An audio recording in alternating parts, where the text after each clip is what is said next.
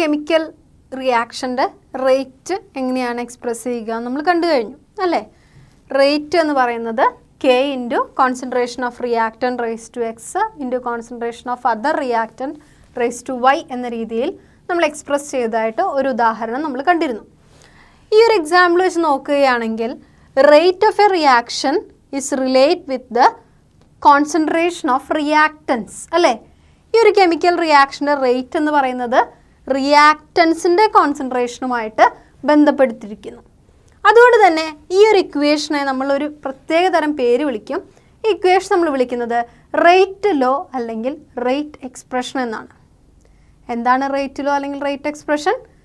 ഒരു കെമിക്കൽ റിയാക്ഷൻ്റെ rate concentration of റിയാക്റ്റൻസുമായിട്ട് റിലേറ്റ് ചെയ്ത് പറയാൻ സാധിക്കുകയാണെങ്കിൽ ആ റേറ്റ് ഇക്വേഷൻ നമ്മൾ വിളിക്കുന്ന പേരാണ് rate law or rate expression. എങ്ങനെയാണ് റേറ്റ് ലോ അല്ലെങ്കിൽ റേറ്റ് എക്സ്പ്രഷനെ ഡിഫൈൻ ചെയ്യുക എന്ന് നോക്കാം. Rate law is the expression in which reaction rate is given in terms of molar concentration of reactants with each term raised to some power which may or may not be as the stoichiometric coefficient of reacting species in a balanced chemical equation. ഒരു balanced chemical equation നമ്മൾ consider ചെയ്ത് അതിൻ്റെ rate law എന്ന് പറയുന്നത് എന്താണ്? Rate law എന്ന് പറയുന്നത് ഒരു എക്സ്പ്രഷനാണ്. ഇത് എന്തിനെല്ലാം കണക്ട് ചെയ്യിക്കുന്നു? ഒരു റിയാക്ഷൻ്റെ റേറ്റിനെയും മോളാർ കോൺസെൻട്രേഷൻ ഓഫ് റിയാക്റ്റൻസിനെയും തമ്മിൽ കണക്ട് ചെയ്യിക്കുന്നു അല്ലെങ്കിൽ റിലേറ്റ് ചെയ്യിക്കുന്നു. അതിൽ എന്താണ് പ്രത്യേകത? The rate is given in terms of molar concentration of reactants with each term raise to some power. Concentration of റിയാക്റ്റൻറ്റിനെ റെപ്രസെൻറ്റ് ചെയ്യുമ്പോൾ അവ ഓരോന്നും റേസ് ടു സം പവർ. എന്നാൽ ഈ പവറിൻ്റെ പ്രത്യേകത എന്താണ്? This power values may or may not be equal to the stoichiometric coefficient. ഒരു കെമിക്കൽ റിയാക്ഷൻ കൺസിഡർ ചെയ്താൽ അവയുടെ സ്റ്റോഷിയോമെട്രിക് കോഎഫിഷ്യൻറ്റിന് സെയിം ആവാം അല്ലെങ്കിൽ വ്യത്യാസപ്പെട്ടിരിക്കാം. അങ്ങനെയുള്ള ഒരു റിയാക്ഷനെയാണ് അല്ലെങ്കിൽ അങ്ങനെയുള്ള ഒരു ഇക്വേഷനെയാണ് നമ്മൾ എന്ത് വിളിക്കുന്നത്? റേറ്റ് ലോ അല്ലെങ്കിൽ റേറ്റ് എക്സ്പ്രഷൻ എന്ന് വിളിക്കേണ്ടത്. ഓർത്തിരിക്കണം, റേറ്റ് ലോയുടെ ഡെഫിനിഷൻ പ്രധാനപ്പെട്ടതാണ്, അത് ഓർത്തിരിക്കേണ്ടത് ആവശ്യമാണ്. റേറ്റ് ലോ അല്ലെങ്കിൽ റേറ്റ് എക്സ്പ്രഷനുമായി ബന്ധപ്പെട്ട ഒരു എക്സാമ്പിൾ നമുക്ക് ഡിസ്കസ് ചെയ്യാം. അതിനായിട്ട് നമ്മൾ കൺസിഡർ ചെയ്തിരിക്കുന്ന കെമിക്കൽ റിയാക്ഷൻ നോക്കൂ. 2NO + O2 gives 2NO2. രണ്ട് റിയാക്റ്റൻ്റ് ആയിട്ടുള്ള NOയും O2വും റിയാക്ട് ചെയ്തുകൊണ്ട് 2NO2 എന്ന് പറയുന്ന പ്രോഡക്റ്റ് ഉണ്ടാവുന്നു. ഈ ഒരു റിയാക്ഷൻ്റെ 4 ടൈം പീരീഡിലുള്ള എക്സ്പെരിമെൻറ്റ്സ് ആണ് നമ്മൾ കൺസിഡർ ചെയ്തിരിക്കുന്നത്.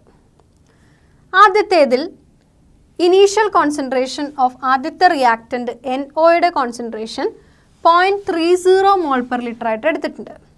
ആ സമയത്ത് തന്നെ O2വിൻ്റെ കോൺസെൻട്രേഷൻ 0.30 mol/L ആയിട്ട് എടുത്തിരിക്കുന്നു. അതായത് രണ്ട് റിയാക്റ്റൻ്റെയും കോൺസെൻട്രേഷൻ ഒരേ രീതിയിൽ എടുത്തപ്പോൾ എത്രയാണ് പ്രൊഡക്റ്റ് ഫോർമേഷൻ്റെ ഇനീഷ്യൽ റേറ്റ് എന്ന് നോക്കൂ.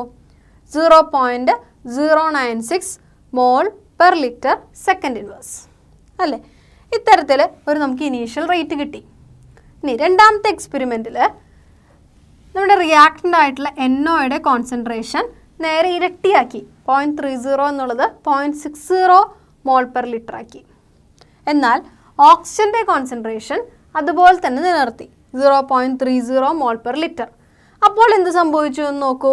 റേറ്റിന് നമുക്ക് പറയാനായിട്ട് സാധിക്കും 0.096 × 4 ചെയ്താൽ നമുക്ക് കാണാം 0.384. അതായത് ആദ്യത്തേതുണ്ടായിരുന്ന റേറ്റിൻ്റെ 4 ഇരട്ടിയായിട്ട് മാറി. ഇനീഷ്യൽ റേറ്റിനേക്കാളും 4 ഇരട്ടിയായിട്ട് മാറി പ്രൊഡക്റ്റ് ഫോർമേഷൻ. അപ്പോൾ അതെന്താണ് മനസ്സിലാക്കാനായിട്ട് സാധിക്കുക? ഇവിടെ ഒരു റിയാക്റ്റൻ്റ് ആയിട്ടുള്ള NOയുടെ കോൺസെൻട്രേഷൻ ഇരട്ടിയാക്കിയപ്പോൾ എന്ത് സംഭവിച്ചു? പ്രൊഡക്റ്റ് ഫോർമേഷൻ്റെ റേറ്റ് 4 ഇരട്ടിയാക്കി മാറി. അതിൻ്റെ അർത്ഥം എന്താണ്? Rate depends upon the square of concentration of NO. നേരെ ഇരട്ടിയാക്കിയപ്പോഴാണ് ഇവിടെ ഇനീഷ്യൽ റേറ്റ് ഓഫ് ഫോർമേഷൻ 4 മടങ്ങായിട്ട് മാറിയത് അല്ലേ? അതുകൊണ്ട് തന്നെ നമുക്ക് പറയാം റേറ്റ് എന്ന് പറയുന്നത്, ഈ റിയാക്ഷൻ്റെ റേറ്റ് എന്ന് പറയുന്നത് ആദ്യത്തെ റിയാക്റ്റൻ്റ് ആയിട്ടുള്ള NOയുടെ കോൺസെൻട്രേഷൻ്റെ സ്ക്വയറിന് ഡിപ്പെൻഡ് ചെയ്തിരിക്കുന്നു. അതുപോലെ തന്നെ ഇനി അടുത്ത മൂന്നാമത്തെ എക്സ്പെരിമെൻ്റ് ഒന്ന് നോക്കൂ. മൂന്നാമത്തെ കേസിൽ ഇനീഷ്യലി എടുത്ത എമൗണ്ടിൻ്റെ സെയിം എമൗണ്ട് തന്നെയാണ് കോൺസെൻട്രേഷൻ ഓഫ് NO എടുത്തിട്ടുള്ളത്.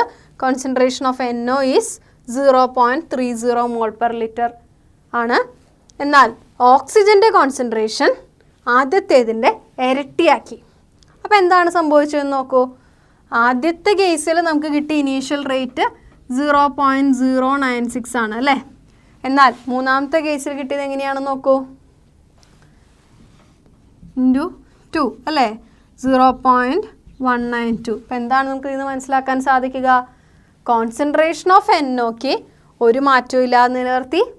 എന്നാൽ കോൺസെൻട്രേഷൻ ഓഫ് O2 ഡബിൾ ആക്കിയപ്പോൾ റേറ്റ് ഇരട്ടിയായി. അതിൻ്റെ അർത്ഥം എന്താണ്? The rate depend upon the concentration of O2 to the first power. അല്ലേ? അങ്ങനെയാണെങ്കിൽ നമ്മൾ ഈ ഒരു കെമിക്കൽ റിയാക്ഷൻ്റെ റേറ്റ് എങ്ങനെയാണ് എക്സ്പ്രസ് ചെയ്യുക? നമ്മൾ കണ്ടു rate depends on the square of concentration of NO. അതുപോലെ തന്നെ rate depends on the first power of concentration of O2. അങ്ങനെയാണെങ്കിൽ റേറ്റിനെ നമുക്ക് എങ്ങനെ എക്സ്പ്രസ് ചെയ്യാം?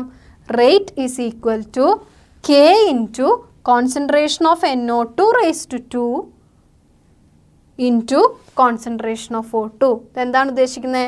Rate depends upon the square of concentration of NO2 and rate depends upon the first power of concentration of O2. അങ്ങനെ ആയതുകൊണ്ട് തന്നെ rate is equal to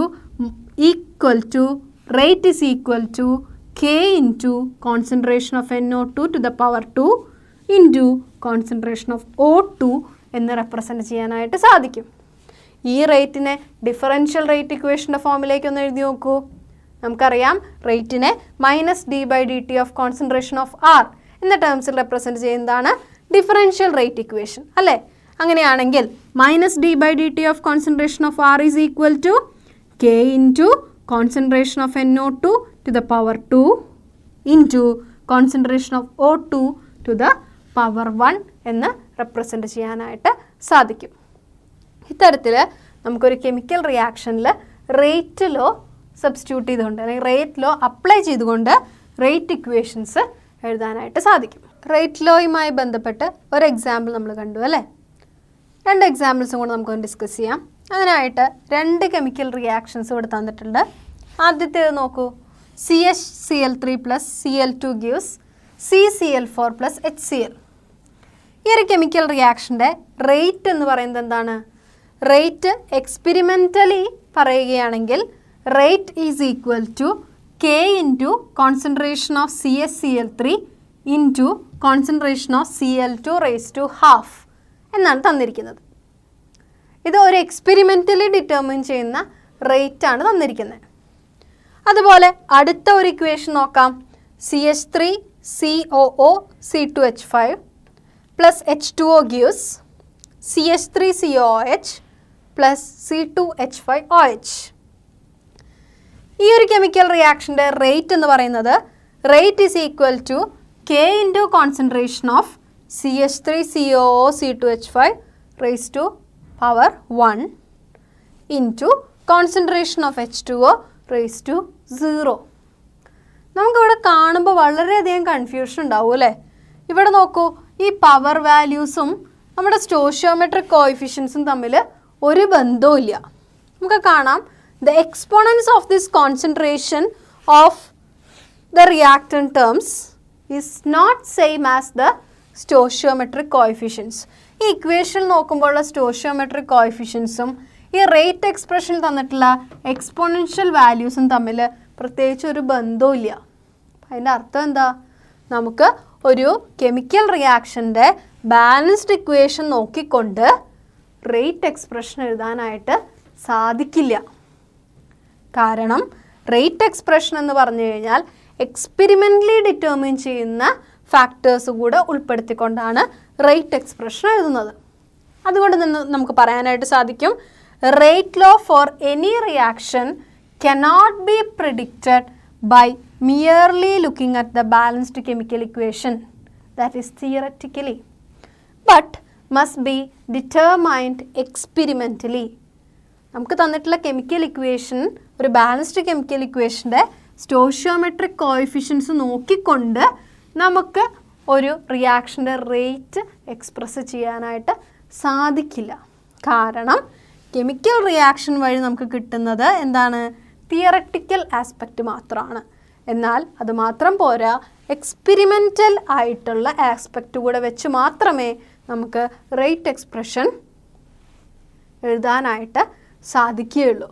അപ്പോൾ rate expression എഴുതാനായിട്ട് നമ്മളെ സഹായിക്കുന്ന കുറച്ച് കാര്യങ്ങളിലേക്ക് നമുക്ക് പോകാം.